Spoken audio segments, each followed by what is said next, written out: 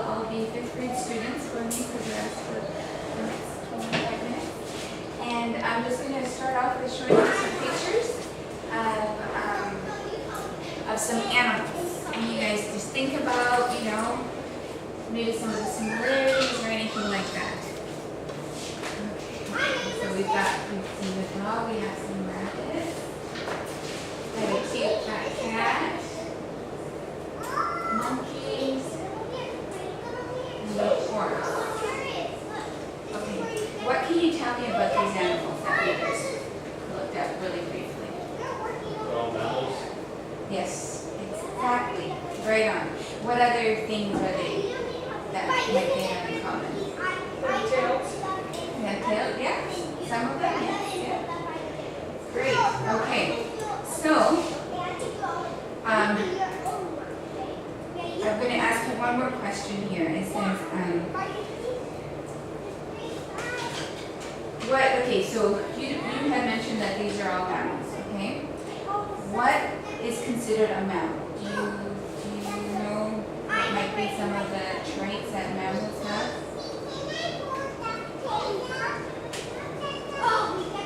They breathe on land. They can breathe. No, they have lungs. Yes, they can breathe. They can breathe, yes. When they're out of the water and on land, yes. Okay, so with this, there's like a lot of different, not a lot, but there's a few different classes. So mammals is a class of animal. And so then there's also, these are some more pictures of mammals that we have here. They're all mammals. But then there's also other classes. We have reptiles, fish, and birds. So whales are part of the mammals and not fish. No, yes, whales are mammals because, as we will learn, they can breathe. Even when they come out of the water, they breathe. And then I'll tell you a few other facts or characteristics that they have that will separate them from what will make them a mammal and separate them from other animals. Like, let's say, for the reptile. Okay. So here we have some more mammals. And the thing that these animals have in common would be the way they give birth. Do you know how mammals give birth? Yes.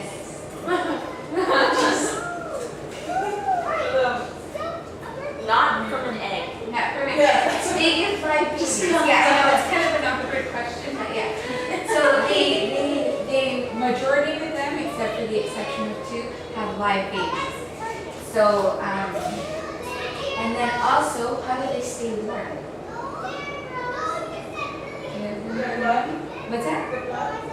Yes, the blood. What is the blood? Warm blood. Yes, they're warm-blooded. So that they're warm-blooded, and that can what's the word I'm looking for here? Can control the body temperature, whether they're in really extreme cold climates or in really hot climates. So it either keeps them cool or keeps them warm. Okay? Great. Okay. Now, these two right here, this lizard has a backbone. Okay? And so does the kangaroo. They both have backbones. And they both have lungs. Okay? So what do you think might be some of the differences that these animals have? That makes this one over here a mammal and this one a reptile. So even though they both have lungs and they both have a spine, what might be some differences that you can tell by looking at it? Yes. Maybe the kangaroo is warm-blooded, but the lizard is young. Yes, mammals have warm blood, yes. Very good. Anything else? Can you think of anything else?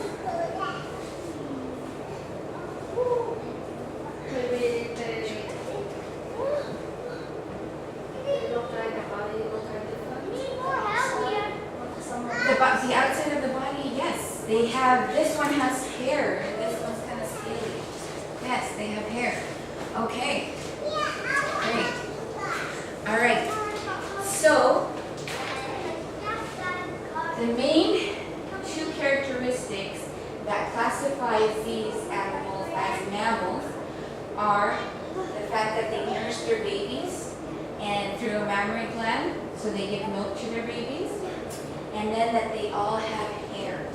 some sort of hair. You might think, oh, well, the orca doesn't have a hair. Because, yeah, their skin is smooth so that they can swim through the ocean, but when they're born with a few tiny little hairs, and that after 5 days, they fall off. And so they do have hair, even if it's just a few. They can have a lot of hair, like the orangutan, very furry, or very few hairs, and then they give milk to their young. So those are the two most important characteristics that describes a mammal, okay? And classifies these animals as mammals.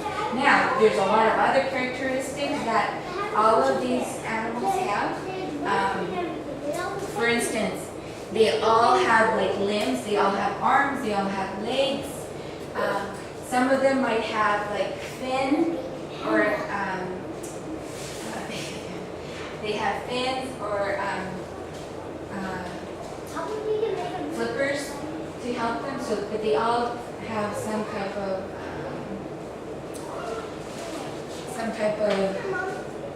what do they call those? Extremities or something. Sorry. Okay. So with that, I want to go ahead and then talk to you about our outcomes for today. So our outcomes for today are going to be that we are going to learn about the different classes of animals in the animal kingdom, such as the mammals, the reptiles, the birds, and the fish. Okay, we're going to learn about the different characteristics mammals have that make them different from other classes. And then the two specific traits that classify a mammal. Okay?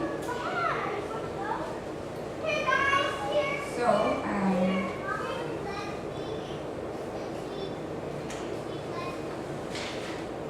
okay, so now we're going to go ahead and talk about the other different characteristics that these animals have. And like I said, they also have, there's also two other animals that they're not on here, but they're in this picture right here. These two are the only two. This is called the duck-billed platypus and the spiny anteater. And they're the two mammals that don't have live birth, that give, that actually lay eggs instead. Okay, so with the exception of these two, every other mammal, tell me, what do they have in common? First of all, the two main characteristics. Go ahead, can you tell me one of the main characteristics that mammals have in common? Sai, could you help? They're warm-blooded. They give birth to, maybe not tiny, I don't know, the elephant and the giraffe, they're pretty big. But they're live birth. Yeah, they're born usually alive, yes. And their hair. And they're hairy. And so, and then what else? So they're warm-blooded, they live birth, they drink milk, and then what else? They have limbs, most of them have. So what's a porcupine? What's a porcupine? A porcupine is a mammal, I believe. Yes, because they give birth to live young. I will double check on that, but that live young. They don't have like. Oh, maybe. I watched. That's trying to be a porcupine. Yeah, I watched Pratt's Brothers so much that I should know this. That they probably are really soft and they're like furry, and then they get their milk with Adderall. But I can find it. So okay, so we've got live birth. They're warm-blooded. The main characteristics that they have hair and that they drink milk. So those are some of the characteristics of mammals. Okay, so moving on.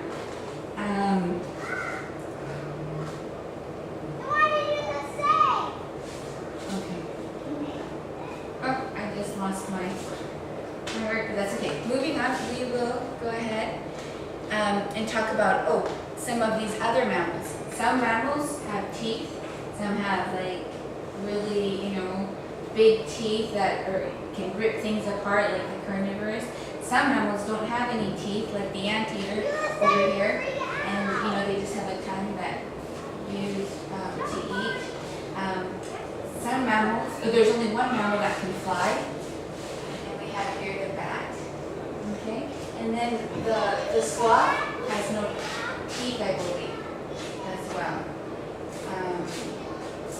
We have insect eaters, we have veggie eaters, we have carnivorous animals, we have animals with hoofs.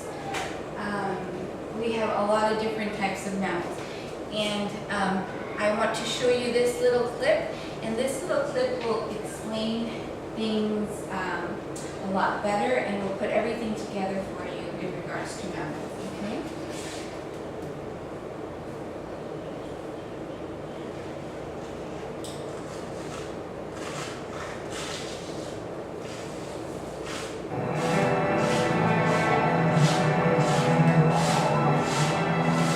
Mammals, from giant whales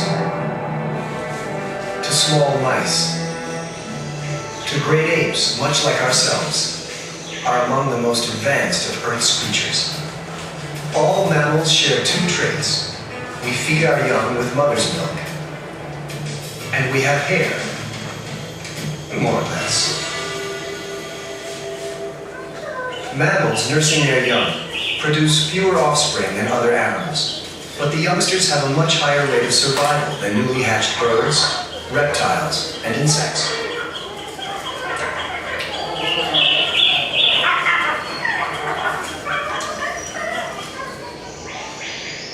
This young orangutan will stay with its mother for 8 years. Hair, like the coats worn by these high alpine guanacos, offers mammals another advantage. Hair and the sweat glands that come with it helps mammals stay warm in cold climates. Over time, mammals have moved into nearly all of Earth's habitats. Polar bears have adapted to life in the Arctic, where the inhospitable cold makes fur coats essential. Marine mammals, like porpoises and humpback whales, thrive in cold oceans. They still have a few hairs around their mouths, but a more efficient underwater insulator is a thick layer of fat, keeping heat in and cold out. Elephants battle heat. Their skin, covered in fine hairs, is wrinkled, making it easy to trap cooling mud in the creases. Spots on the coats of leopards and cheetahs help them hide. Their fur works to camouflage the big cats stalking prey in tall grasses. There are 7,500 species of reptiles and amphibians, and some 8,600 species of birds. Only 4,100 species of mammals exist, but they dominate the land and sea.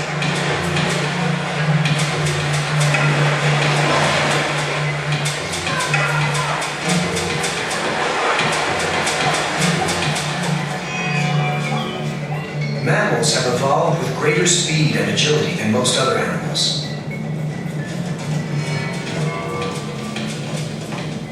Limbs that are lined up to support weight and drive mammals forward help browsing mammals run from mammalian predators armed with tooth and claw. And when natural advantages fail, some mammals fashion tools to help them out. This orangutan is working on a spoon to help him scoop ants out of a tree. Tool making was once thought to be a skill exclusive to the human mammal, but all great apes and some other animals make tools. So what separates us from the rest of the mammals? Our ability to communicate, to parent, to show emotion. Perhaps a better question is to ask what makes us all so alike.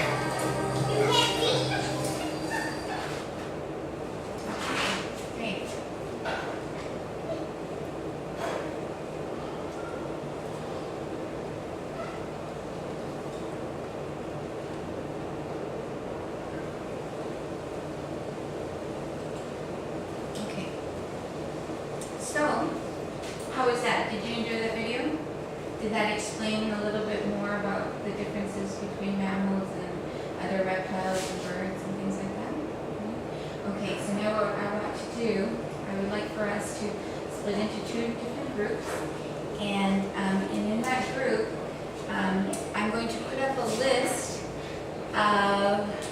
show you the list. I'm going to put up this list of mammal groups, and I would like for you to take some time, let's say about 5 minutes, to write down next to each of these groups some type of an animal that you believe to be a mammal. Okay? And so I will have you three right here be one group, and then you two ladies right here be another group. And if you would like to, you can put them on the desk. Some of you have dresses on, or write them down here on the floor. I'll just show you a few pictures of mammals so you can get some ideas. Here's some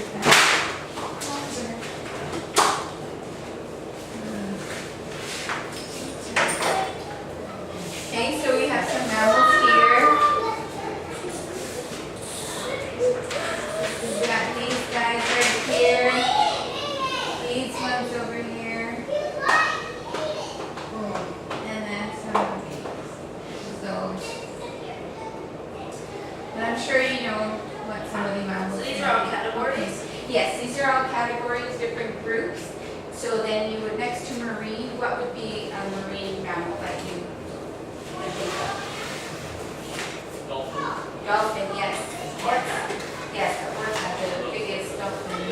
Yes, you can put that in. So, try to be creative. Some of these, there's only 2 or 1 of them, so that's all right. But, and we'll just go ahead and I'll give you a few minutes. You don't have to write down this right here, the group name. You can just write down just the animal. Or one of you could be writing down the group name and the other one could be writing down the What's animal. the big name? What? Oh, mammal. Eggline. Oh yeah, I'm the 2.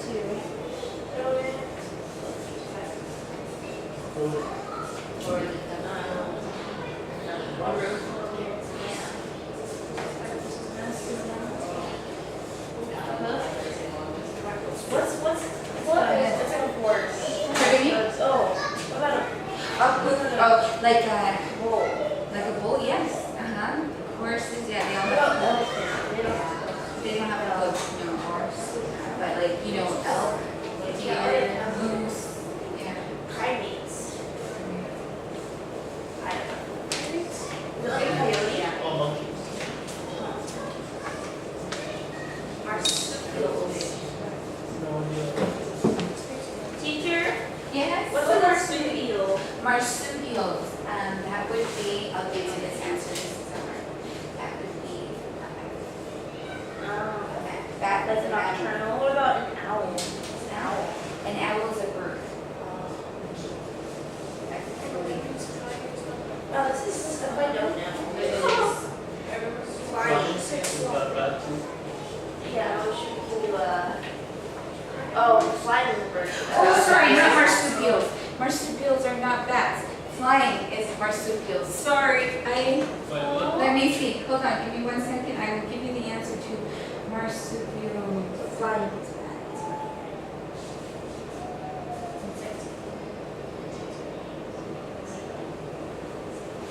Oh, this answer?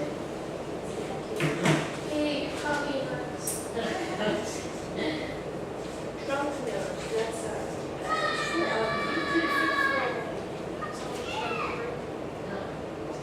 this one is anteater.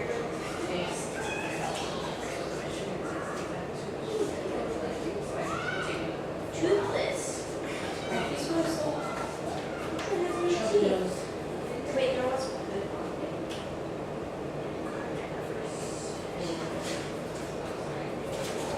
What about a carnivorous? Lion. Okay, sorry. Marsupials are, I should have known this, are pouch. Like they grow in a little pouch, like a kangaroo, a wallaby. Yeah, not a bat. A bat is a fly. Sorry.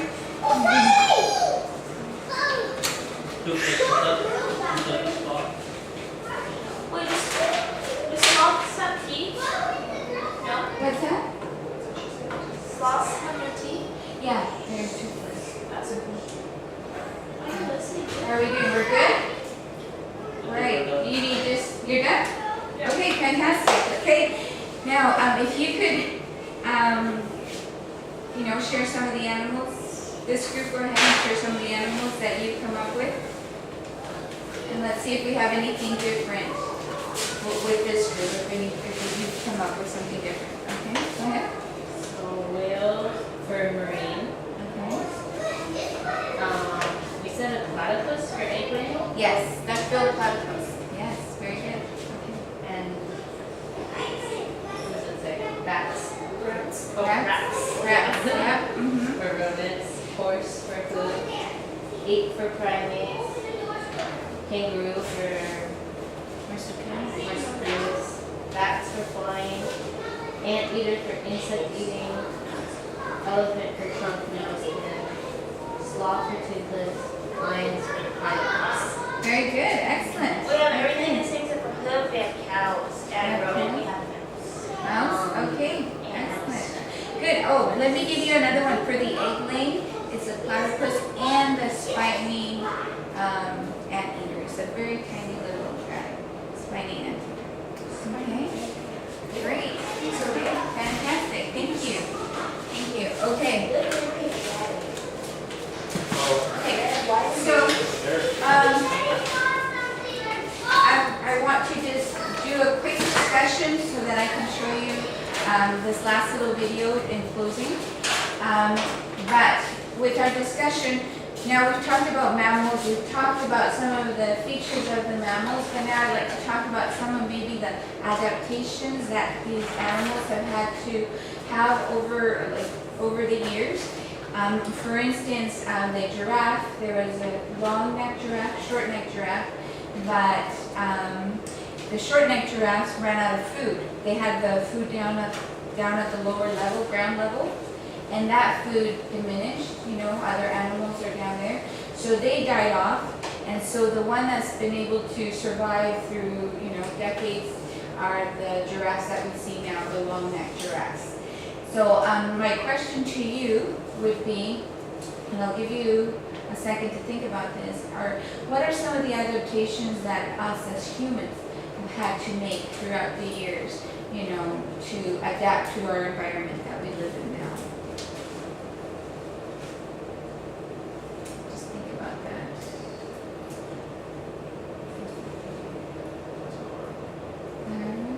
It has to do, I guess, maybe I can, yes, go ahead. Do you think that, I don't know if it's an adaptation, but it's a commonality, the islands have diversity of people because maybe it's sunny. Great. So their skin has to feel into it with sand. Yeah, that's exactly. Those are the kind of things that I'm looking for. Yes. Yeah, they had to have like a vitamin D, especially like people in fair places like that are So really like, fair like skinned. Alaska or the Mhm. cold, really cold places, it's more, a lot of them have whiter skin. Yes. And so their bodies have had to adapt to the vitamin D deficiency, or they've made it. I forget how they described it, but yes, that's exactly, that would be one. Does anybody have any other suggestions?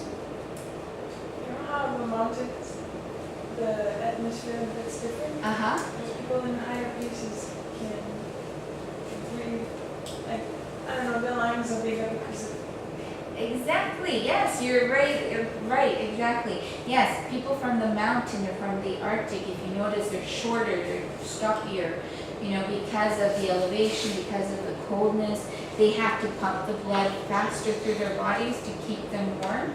Then like when people, like let's say in hot tropical climates or hot deserty climates, they tend to be lot taller and leaner, to keep their bodies cool. So those are some of the adaptations. We've also had, do you have any thoughts on that? Let's say disease-wise, throughout the years, our bodies have had to become immune to certain diseases. Like, let me see what I've got here.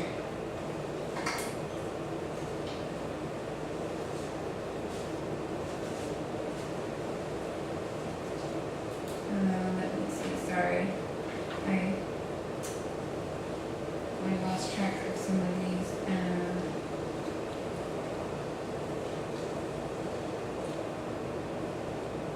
Okay, so resistant genes for malaria and the plague. And we've also gone from like hunting and, stalking our prey to like, big industrial production machines and farms and things like that. Now we use machinery. We're not out there with bow and arrow trying to, catch our dinner. Well, some people still do that, more for fun. But yeah, those are some of the things that, as humans, that we've been able to adapt over the years. And now I wanted to show you a little clip on how we as humans are so similar. It's amazing how similar we are, to a lot of these mammals, especially, the primates and apes and things like that. And just in closing, I just wanted to leave us with this little video. And what I love about this video, I don't know if you've seen it, I'm sure you've seen it, is how awesome it is to see an animal like this have so much emotion. It's like, to me, it was just really cool. Okay.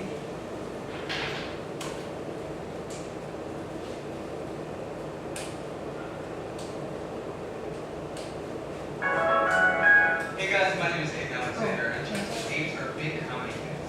Here's how an ape at Barcelona Zoo reacted to seeing Magic Man. So he's going to see a magic trick here. Oh, did they not show it? You literally borrow those. I did not write Oh, that. they did not show the whole thing. Sorry. Evolutionary biologists believe that our universal laugh is likely derived from a common ancestor. Human and primate babies have the same laughing reaction.